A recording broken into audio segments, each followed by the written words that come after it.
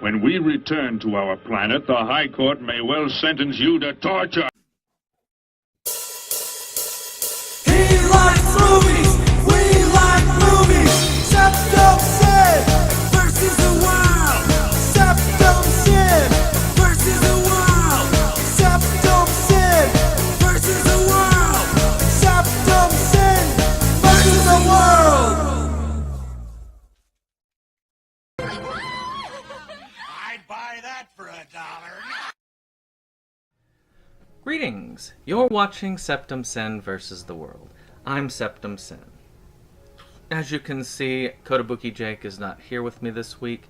He has some family issues that he had to check into. I also have some family issues, but I do have a few minutes, and I do want to make sure that we've gotten some videos out this week, so I do apologize for the rushed presentation. So I wanted to bring you some pickups today, and we have our typical 5.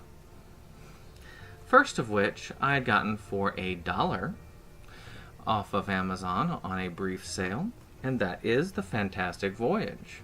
I'd buy that for $1.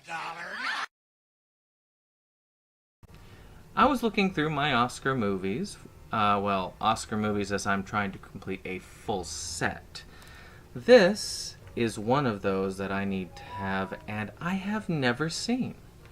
Now, I did see a movie that kind of played on it called Inner Space, and I really love that movie. It's also an Oscar winner.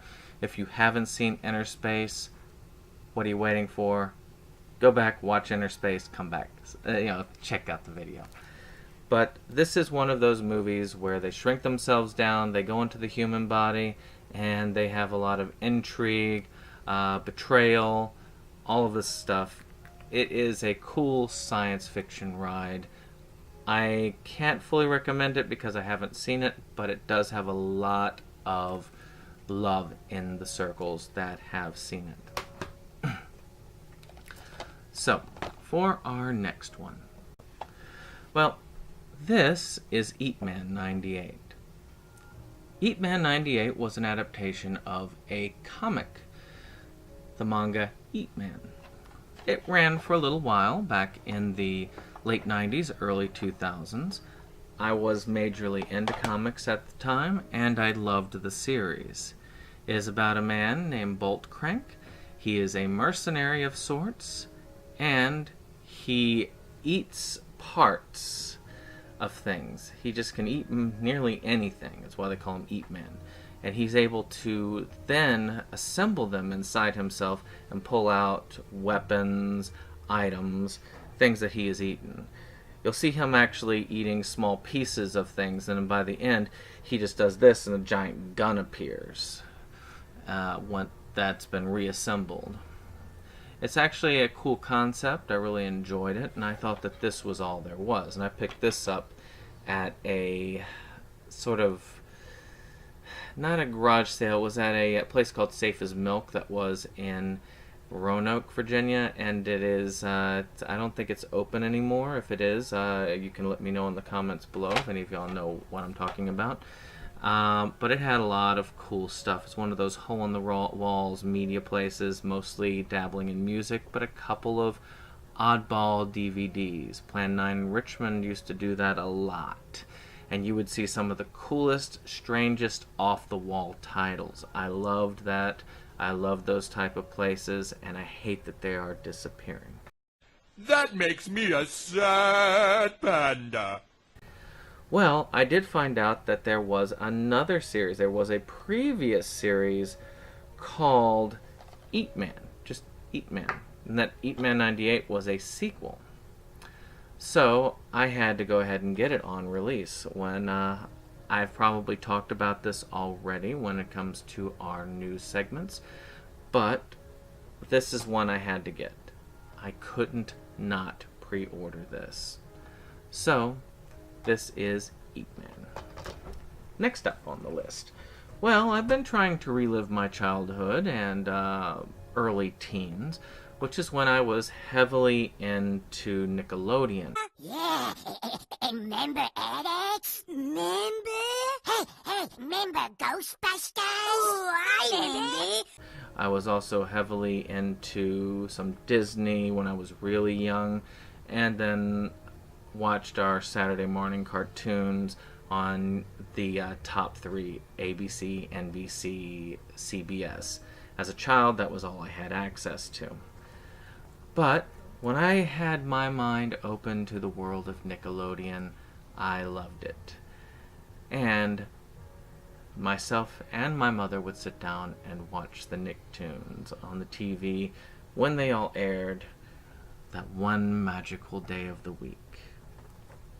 And one of those first tunes was Doug. Now this is out of print, unfortunately, and I had to pay a little bit for it, but it did go on sale on Amazon, and I wanted to grab this before it does disappear forever. It's a sad thing, but I learned my lesson with Rocky and Bullwinkle when it was $60. I said, $60's a bit too much. Now it's like $400, and I can't get a hold of it. But this is a fun show. It's about a average teen who has moved to this new town. He's meeting all these crazy characters, and just in general has that slice of life adventure that I love a lot in anime, and this is probably my first slice of life series.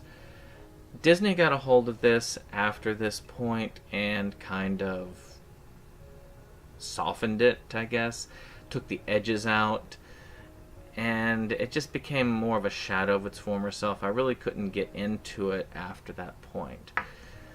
So what do you guys think of Doug? Have any of y'all seen Doug?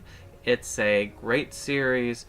Do any of you like the Disney Doug better than the Nickelodeon Doug? Say, yeah, that Nickelodeon Doug was crap, but Disney took it, they made it perfect. Let us know in the comments. Well, we've talked about demonic toys in the past, and of course my love of No! Full Moon Productions. And I've also enjoyed a lot of these crossovers. So, this crossover falls on that list. On the Valentine's Day sale, yes, I'm still pulling from that because I'm running in alphabetical order for pickups. We have Doll Man versus Demonic Toys. I used to really like Doll Man. I saw the movie on, I think Sci-Fi Channel once when it was premiering. And to me it was a fun film. And I've never seen Demonic Toys. I have the Demonic Toys movies. I just need to see them. So I am really looking forward to this film. I find it will be fun. A lot of these films, they do appeal to me. I am looking forward to getting a hold of the Puppet Master collection from Full Moon Productions, and you will see a unboxing of said box set in the near future on our other channel, That Nerdy Couple. Finally, we have the Disaster Artist. I have an interesting history with the Disaster Artist. I've never seen this film, but it's all about, I believe it's Tommy Wiseau, and his journey to create the travesty known as The Room.